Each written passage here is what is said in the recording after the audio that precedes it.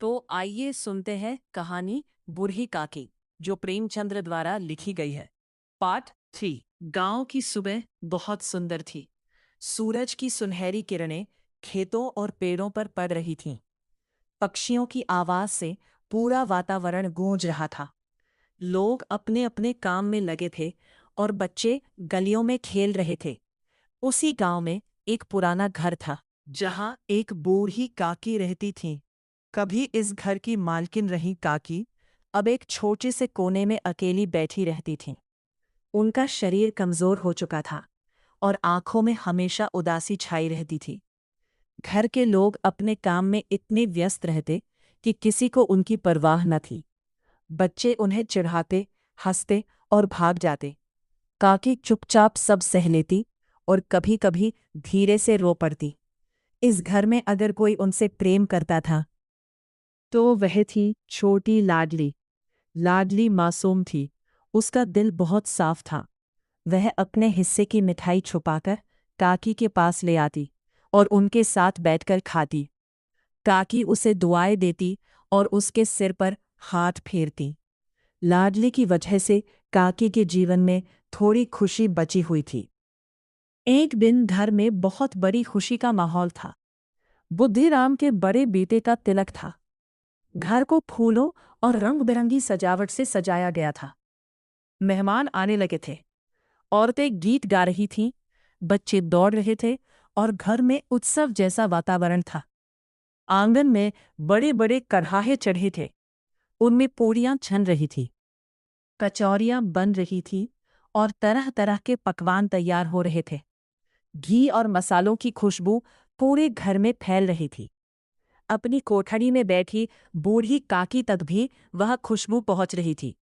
जैसे जैसे खुशबू आती, उनकी भूख और बढ़ती जाती।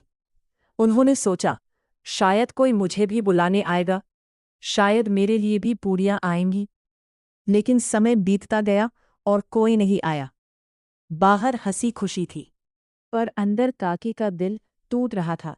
उनकी आंखों में आंसू भर आए। उन्होंने कल्पना करनी शुरू की। लाल लाल फूली हुई पूरियां, गरम गरम कचौरियां, मीठे पकवान। उनके मुंह में पानी भर आया। वह खुद को रोक ना सकी। धीरे धीरे हाथों के सहारे उठी और जमीन पर सरकते हुए रसोई की तरफ बढ़ने लगी। उनका हर कदम मुश्किल था, पर भूख ने उन्हें ताकत दे दी थी। रसोई में बहुत भाग दौड़ थी। रूपा अकेली सब संभाल रही थी। कोई ठंडाई मांग रहा था, कोई खाना पूछ रहा था, कोई बर्तन मांग रहा था। वो थक चुकी थी और चिड़चिड़ी हो गई थी। तभी उसकी नजर बूढ़ी काकी पर पड़ी, जो कड़ाह के पास बैठी गरम पूड़ियों को देख रही थी। रूपा का गुस्सा फूट पड़ा। वो दौड़कर आई और जोर से बोली, अभी मेहमानों ने नहीं खाया, भगवान को भोग नहीं लगा और आपको इतनी जल्दी है? पेट है या फट्ठी? उसने काकी को डांटा, अपमानित किया और सबके सामने खींचकर वापस भेज दिया। बूढ़ी काकी का दिल टूट गया। वो चुपचाप फिर अपने कोने में जाकर बैठ गईं। उनकी आंखों से आंसू बहते रहे। बाहर जश्न चल रहा था, लेकिन उनके लिए हर आवाज दर्द बन चुकी थी। कुछ देर बाद लाडली आई। उसने काकी की हालत देखी तो उसकी आंखें भर आई। वह चुपके से रसोई में गई और एक थाली में पूड़ियाँ, कचौड़ियाँ और मिठाई लेकर आई। धीरे से काकी के सामने रख दी। काकी कांपते हाथों से खाने लगी। हर निवाला उनके लिए जैसे अमृत था। उनकी आंखों से खुशी के आंसू बह रहे थे। उन्होंने लाडली को सीने से लगा लिया और ढेर सारी दुआएं दी। उधर रूपा ने यह दृश्य देखा। उसका सिर शर्म से झुक गया। उसे अपनी गलती का एहसास हुआ। उसने सोचा, जिस बुजुर्ग ने इस घर को संभाला, आज मैंने उसी का अपमान किया। काकी के चरणों में गिर गई और माफी मांगने लगी। काकी ने उसे माफ कर दिया। घर का माहौल बदल गया। सबकी आंखें नम थी। उस दिन सबने समझ लिया कि घर की असली बरकत बुजुर्गों के आशीर्वाद में होती है। वह धीरे धीरे आगे बढ़ी, बूढ़ी काकी के चरणों में गिर गई और रोते हुए बोली, मुझे माफ कर दीजिए। बूढ़ी काकी ने उसे माफ कर दिया। उनके मन में कोई द्वेष नहीं था। घर का माहौल बदल गया। सबकी आंखें नम थी।